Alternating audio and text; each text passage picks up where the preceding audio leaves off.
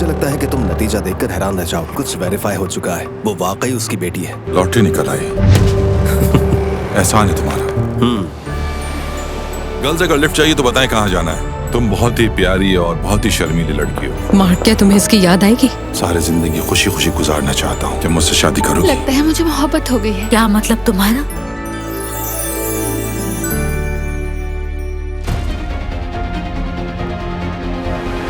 तुम्हारा शौहर एक खौफनाक इंसान है। मुझे तुम्हारे और तुम्हारे होने वाले बच्चे के लिए डर लग रहा है। सुनो बेटा, तुम यहाँ से भाग जाओ, उससे पहले कि देर हो जाए। कैसे भागूं यहाँ से? ये इतना आसान नहीं है।